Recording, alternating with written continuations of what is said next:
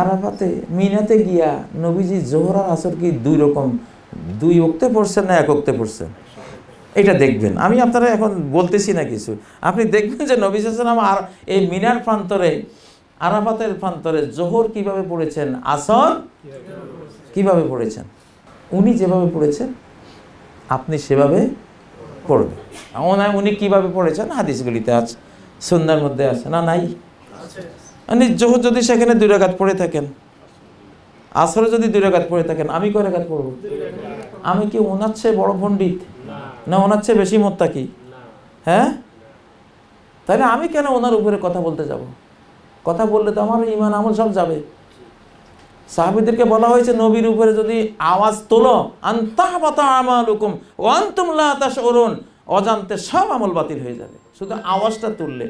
তা আপনি যে মাযহাব তুললেন নবীর কথার উপরে, নবীর সুন্নাহর উপরে, আপনার ওলামাদের মত তুললেন নবীজির সুন্নাহর উপরে, সুন্নাহকে প্রাধান্য না দিয়া ওলামার মতকে প্রাধান্য দিলেন, আওয়াজ তুললেন না? আওয়াজ তোলা হলো না? এই ভয়ঙ্কর জিনিস। এই জন্য হজ্জে মাবরুর হওয়ার দ্বিতীয় শর্ত হলো মুতাবাআতুস সুন্নাহ, সুন্নাহ অনুসরণ করা।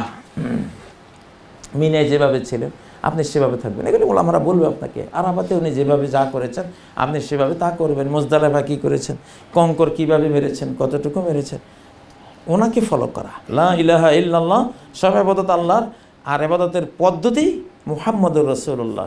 তা আল্লাহ কইছে ইবাদতটা খাঁটি আমার, কাটিংটা আমার মুহাম্মাদের। ইবাদতটা খাঁটি আমার, আর ইবাদতের কাটিংটা কার? আমার মুহাম্মাদের সাল্লাল্লাহু আলাইহি ওয়াসাল্লাম। উনি যেখানে 2 রাকাত পড়েছেন আমি 2 রাকাতে পড়ব, উনি যেখানে 4 রাকাত পড়েছেন আমি 4 রাকাতে পড়ব। উনি যদি এক হজে ওমরা একটা করে থাকেন আমি কয়টা করব? আমি একটাই করব। আমার ওই একটাই 100টার চেয়ে বেশি, কেন আমি রাসূলকে ফলো করেছি। ঠিক না কথা?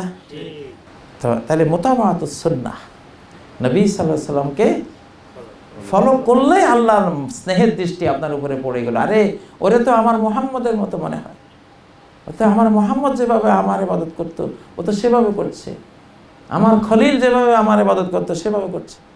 আবেগটা তখন আপনি পেয়ে গেলেন।